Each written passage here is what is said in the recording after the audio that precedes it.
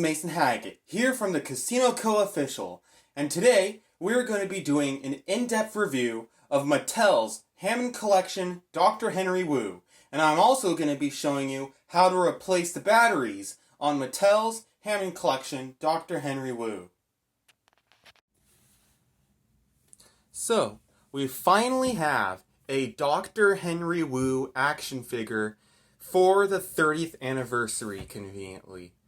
You know, they've been celebrating this 30th anniversary for Jurassic Park for quite the long time. Anyways, let's look at the packaging. On the front, we got the Jurassic Park 30th anniversary logo. On this side, we got the same, and on this side, we also got the same. Back of the box, we got a regular Jurassic Park logo with the Mattel Creations logo underneath it, in case you were wondering where to buy it. Also, small parts, so it's not for children under 3 years old. Top of the box, it has the Jurassic Park words on it. Now, let's get this thing out of its first box. There it is, guys. Here we go. Open it up. Box number 2. Before we look at this, though, we have to look at these boring instruction manuals that it comes with. As you can see, it comes with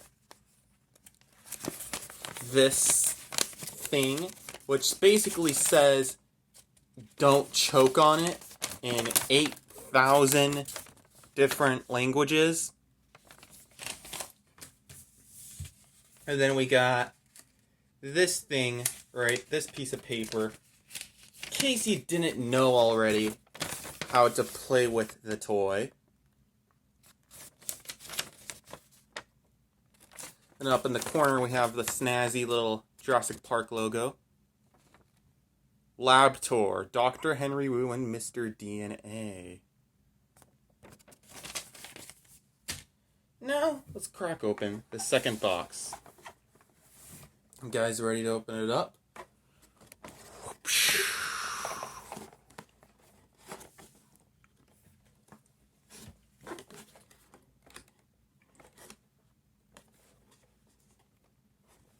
So as you guys might already tell, I already kind of cracked open the toy when I first got it. So let's quickly get all the little things out. We got Henry right here, the man, the myth, the legend, the one we've been waiting for. Put him right here. Got Mr. DNA. It's funny that they have Mr. DNA with him, because in the book Jurassic Park, Dr. Henry Wu was the one that explained all the stuff about how the dinosaurs are created. But in the movie, they just had Mr. DNA do it all. So that's kind of a neat little reference. And then we're over here. Got a hand. And another hand. Just stand them up very quick. Got a little little raptor egg. If I keep, dang it. Bother. Hold on.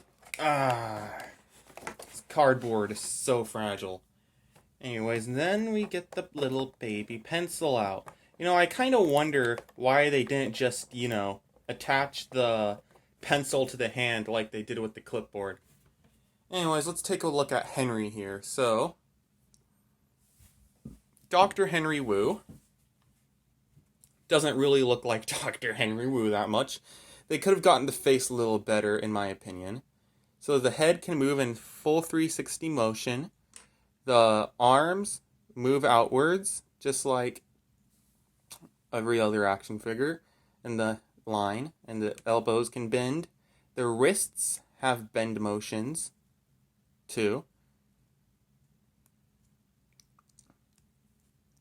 And at the torso here, he can go side to side, front and back.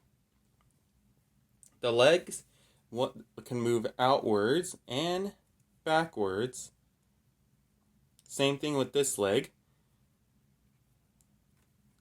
And this is a new thing they started doing with these Hammond collection figures. They added a little pivot, swivel, I don't know what it's called, at the hip joints right here. So now you can go full 360 motion at the top of the hips so that you can get better poses and articulation. And of course, they have a little bit of articulation on the foot too. The paint job for this action figure is really good. They got, it's kind of hard to mess up. In the movie, he's really just wearing white shirt, pants, and then of course the Henry part, which, like I said, they messed up. Anyways, and then they got the clipboard attached to his hand right there, which I really like because it's better than having another accessory to potentially lose. Like the pencil. The pencil is kind of a nightmare to put inside his hand, but if you manage to succeed in doing so,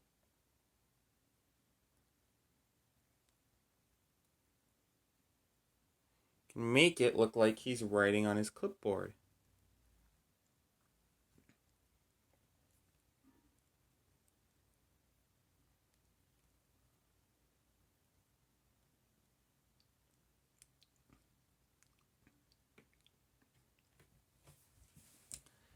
Ta-da! Now he's writing on his clipboard.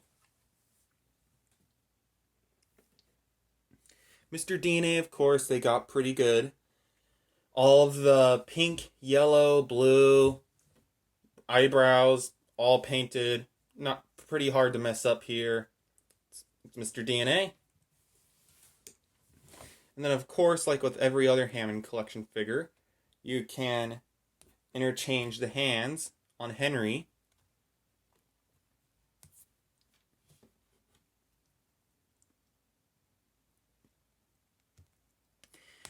And put on a different set of hands.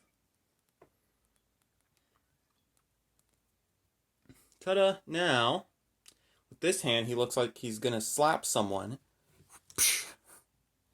And with this hand, I think it's just another pencil holding hand.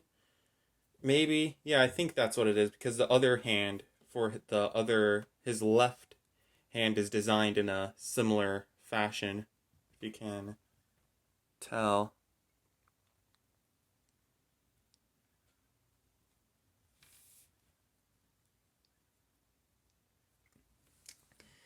Yeah, that's it for Henry and Mr. DNA. Now let's talk about the baby raptor egg it came with. So this is a baby little raptor egg. Supposed to put it right here on top of this little nest, which is quite hard to do. And as you can see, it has the little red raptor in it and the yellow eye. And I remember when I first saw Jurassic Park, I remember that one scene where Alan Grant was like, "Do you breed raptors?" And he's like, "Uh-huh." I thought he said, "You have red raptors?" Uh-huh. I didn't quite understand that part fully because it was kind of bad audio during that point. But now that I have full hearing ears, I am able to comprehend that. Anyways, now let's talk about the reason why this thing is $30. The box. You just gotta wonder why they would make us pay $30 for a box. I get it. It's a nice box. Third grader could have made it for a science project. Pretty nice. Down here we got this on the back. We got a little bio on the back. Bingo! Dino DNA. During the tour of the lab at Jurassic Park, head geneticist Dr. Henry Wu confirms that by controlling dinosaurs' chromosomes, there is no unauthorized breeding. However, the strategy to fill in the sequence holes with frog DNA seems to prove otherwise. Shame they didn't check that in the movie. But yeah, as you can tell, they got the little blue thing here for the dinosaur, this sauropod on the blue screen for Mr. DNA to stand here. Then over here we have Henry's little raptor nest thing. Then this button does something, which is why I told you I was going to show you how to change the batteries, which is what I'm going to do in this next scene. Now it's time for me to show you how to replace the batteries. So usually the Mattel Jurassic toys usually take these little tiny watch batteries. But this one's different. It takes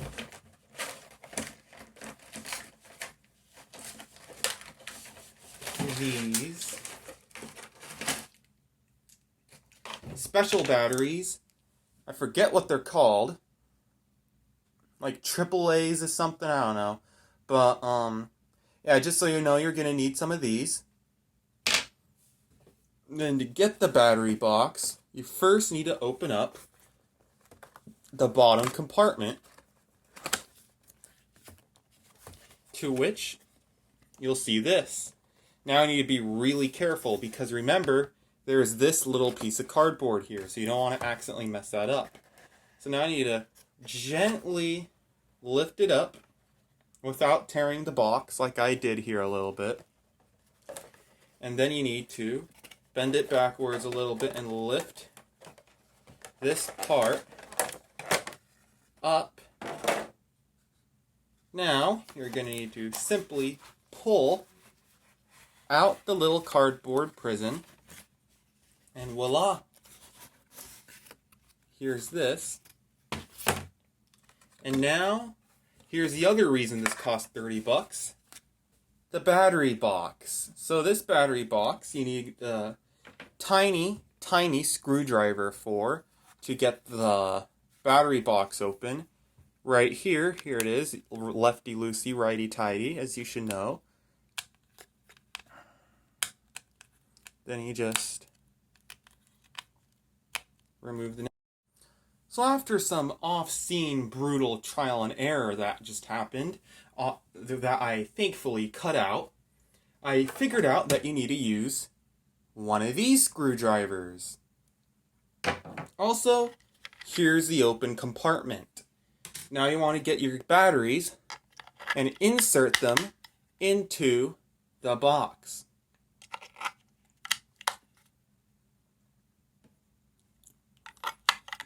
Just like so. And then you're going to want to put the thing back on the cover, obviously, and screw the nail back in.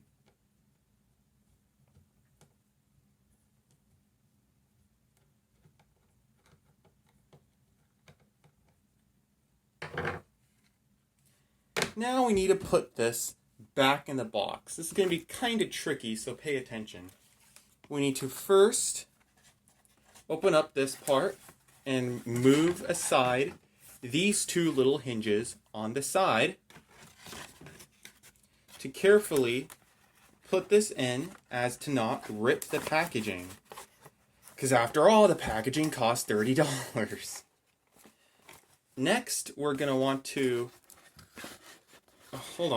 slide this out a little bit so that we can put the box back in there. So you just, kind of do this. And then you bring it up here so that the button is sticking out the top hole. And then you go down here and carefully insert this into the front part. Fold in these two side things. Hold on one second. Fold in these two side things and then lift down the bottom hatch. And that's how you put the batteries in. After that rough and brutal battery insertion process, we shall now see the sound effects and lights that come from the battery box inside of this box. There's no unauthorized breeding in Jurassic Park. Bingo. Dino DNA. Next one. Perfect timing. And now we can make a baby dinosaur. Next one. It's really not that difficult. A DNA strand like me is a blueprint for building a living thing. Next one. It's a velociraptor. And now we can make a baby dinosaur. Next one. There's no unauthorized breedings in Jurassic Park. Just one drop of your blood contains billions of strands of DNA. They could have done a better job on Henry's, what's it called? Henry's audio. Sounds very staticky, and oftentimes he doesn't finish his sentences. With Mr. DNA, though, they got it practically perfectly due to his cartoony voice. But Henry has some work to be desired. Also, the light, it lights up. It has little lights on the bottom of the box, that battery box, that, light up that which action figure is talking when they are talking. So over here, Perfect timing. it glows a white light. A DNA Over there is a strand blue like light me is a over blueprint Mr. for building DNA. a living thing. So that's really neat. Anyways, enough of this box. Let's go ahead and do some size comparisons. Here he is next to Mattel's Jurassic World Fallen Kingdom Indoraptor. Here they are next to Mattel's Camp Cretaceous Scorpius Rex. And here he is in comparison to the Dino Tracker's 2023 Indominus Rex. Hello, John! So, what is my final verdict? I would rate this set a solid 5 out of 10. It's definitely not for the normal buyer or person. Definitely do not buy it for your children because it's $30 for some cardboard, a human figure, and another piece of plastic being Mr. DNA. Only buy it if you're a huge fan of Dr. Henry Wu and the Jurassic Park series, which I am. Alright, have a great rest of your day. Make sure to like and subscribe so I can reach 1,000 subscribers before I die of old age. Bye-bye.